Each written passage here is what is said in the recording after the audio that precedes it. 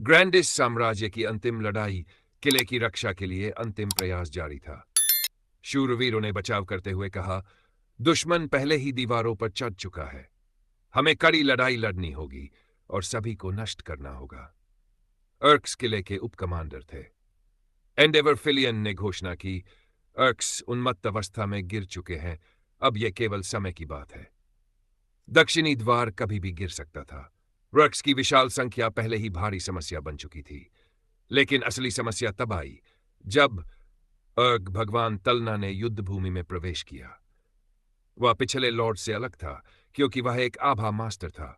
इसका मतलब था कि वह विशेष आभा कौशल का उपयोग कर सकता था जो अर्क्स की शक्ति को और बढ़ा सकता था। महल की दीवारों पर पहले ही कब्जा हो चुका था। क्या यह सचमुच अंत है?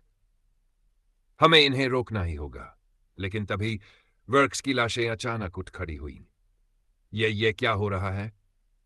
युद्ध भूमि पर नेक्रोमैंसर प्रकट हुआ। कोई नहीं जानता था कि वह कहां से आया था, लेकिन वह मात्र किसी जादू से पराजित नहीं किया जा सकता था। लाशों के पुनर्जीवित होते ही नेक्रोमैंसर ने राक्षसों को दूसरी दुनिया से रिहा कर दिया। उसने कहा, अब हमारी बारी है। राक्षस विशाल थे। उनकी संख्या इतनी अधिक थी कि यह दुनिया सचमुच महान और विनाशकारी लगने लगी। नेक्रोमैंसर तलवारबाजी में भी उत्कृष्ट था। अर्क्स के पास उसके स्तर का कोई कौशल नहीं था। अब शूरवीरों के पास केवल एक ही मौका था, भागने का। सभी आश्चर्यचकित थे। क्या नेक्रोमैंसर अकेले युद्ध का रुख मोड़ सकता है? इस तथ्य के बावजूद कि साम्राज्य अंत अधूरा है। अंधेरे जादू का निषेध। काले जादू के अध्ययन पर प्रतिबंध लगा दिया गया था। अर्क को उम्मीद नहीं थी कि मात्र लाशें ही उसे रोक सकती हैं, लेकिन नेक्रोमैंसर को यकीन था कि यही लाशें युवक को हराने के लिए पर्याप्त होंगी। युद्ध के मैदान में आमने सामने खड़े युवा योद्धा और विशाल अर्क, मनुष्य को एहसास हुआ कि उसे और भी कठोर बनना होगा, अपने अस्तित्व के लिए और भी अधिक मजबूत, उन लोगों की खातिर जिनकी वह परवाह करता था। इस दुनिया का बोझ अब मेरे कंधों पर है। हड्डियों के कवच में खड़ा आदमी गंभीर स्वर में बोला, एक महान योद्धा जो इस दुनिया को बदलना चाहता है, उसे अपने अंतिम युद्ध में उतरना ही होगा। अब उन चुकाने का समय आ गया था। अकादमी का रहस्य। यह साम्राज्य की सबसे प्रतिष्ठित अकादमी थी, जहां कई प्रतिभाशाली योद्धा और विद्वान एक साथ अध्ययन करने आते थे। लेकिन यह संदेहास्पद लोगों का एक गुप्त सभा स्थल भी था। लोगों ने एंड्रियास क्रोमवेल से पूछताछ की, क्या तुमने नहीं कहा था कि वह यहीं था? फिर तुम कैसे भूल सकते हो कि वह कहां काम कर रहा था? पिछले सप्ताह के दौरान कई लोगों को संदेह था। वे निषिद्ध काले जादू के शोधकर्ता थे।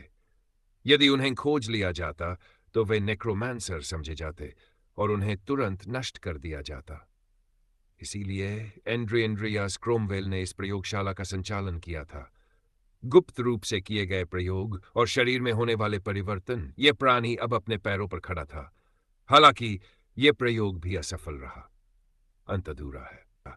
यह एक और असफलता थी। क्या इस परियोजना को समाप्त कर देना चाहिए? परियोजना प्रबंधक ने सुझाव दिया। दिन गुजरते गए।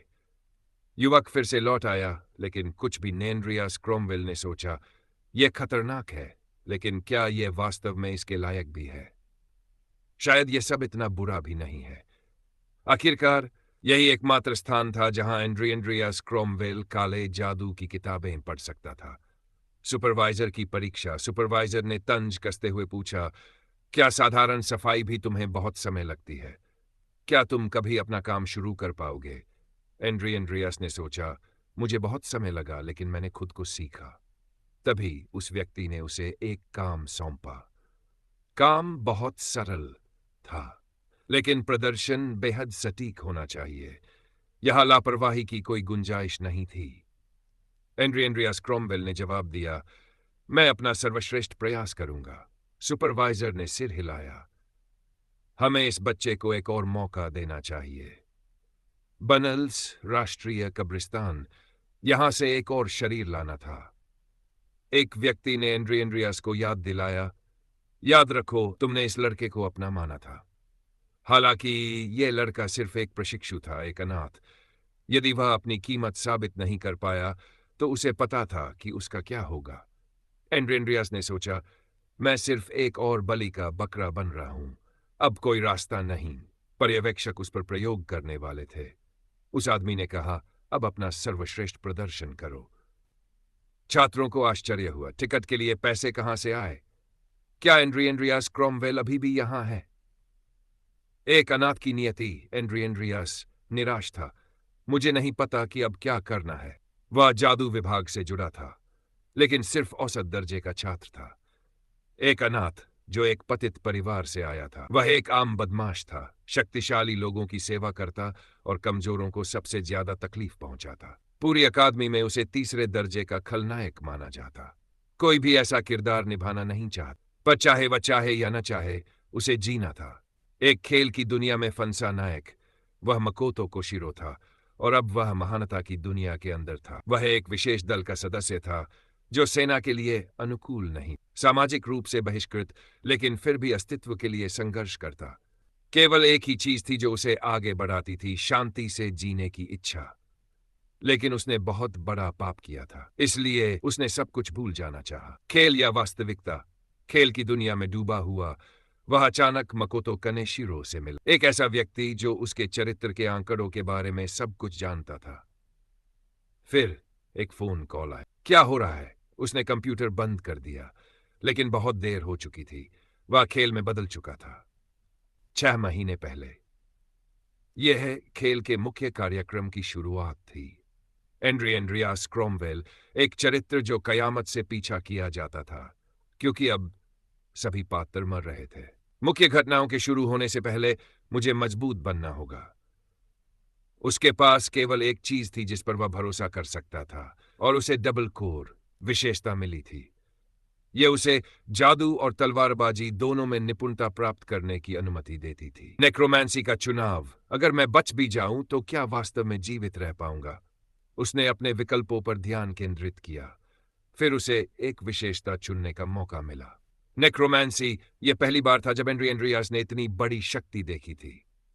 विकास की राह। युवक ने फैसला किया, अगर मेरे पास ये चीजें नहीं है तो मैं उन्हें हासिल करूंगा। समाधान ही विकल्पों में छिपा था।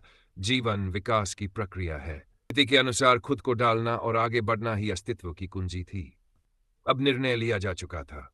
विकास की विशेषता उसे भविष्य में कहां ले जाएगी? क्या इस दुनिया में जीवित रहने का कोई मौका था? अगर एंड्रियास क्रॉमवेल को मेपल लीफ की तरह खेल को पार करना था, तो उसे जीवन और मृत्यु के बीच संतुलन बनाना होगा। शुरुआत, छात्रावास और कमजोरियां। रोडलिन अकादमी का छात्रावास निःशुल्क था, लेकिन एंड्रियास तीसरे दर्जे का था।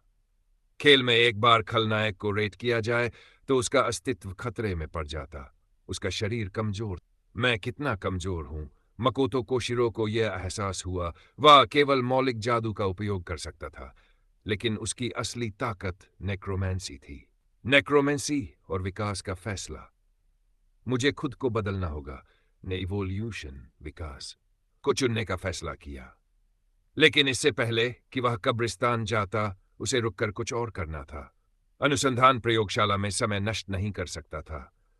वह सबसे तेज गति से मजबूत बनना चाहता था, केवल करेन के कारण नहीं, बल्कि इस दुनिया के अनगिनत पात्रों के कारण जो उसे नष्ट करना चाहते थे। डरावनी किताबें और पिशाच की उपस्थिति। साहित्य का अध्ययन करते हुए उसने देखा कि नेक्रोमेंसी की किताबें भयानक थीं।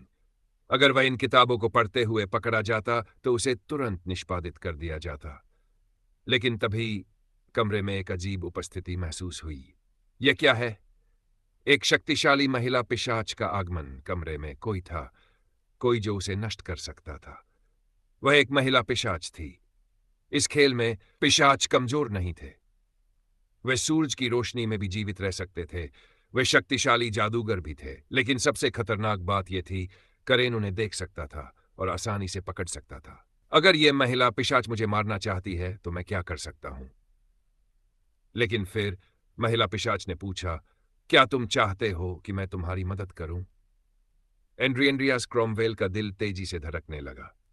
क्या यह जाल है, या फिर यह मेरे लिए एक अवसर? अंधकार की ओर बढ़ता हर कदम एंड्रियास ट्रेन में था। सोच रहा था कि यह सब कितना अजीब था। क्या यह एक भाग्य का उपहार है? महिला पिशाच ने कहा था, अगर तुम मुझे मुक्त करोगे तो मैं हीरोइन को नष्ट नहीं करूंगी। लेकिन क्या यह सच था? या सिर्फ एक और धोखा? गंतव्य राष्ट्रीय कब्रिस्तान घोषणा हुई। अगला स्टेशन राष्ट्रीय कब्रिस्तान। अब वे हार्टविले पहुंचने वाले थे। दरवाजे दाईं ओर खुले। एंड्रियास ने एक विशाल बोझ घसीटा। उसके पीछे एक जादूगर की लाश सूटकेस में थी। अब वह अपने सच्चे रूप में था। काल जादूगरों का रहस्य। अगर मुझे यह पता चला कि काले जादूगर कहां इकट्ठा होते हैं। तभी राष्ट्रीय कब्रिस्तान की छाया में एक रहस्य इंतजार कर रहा था।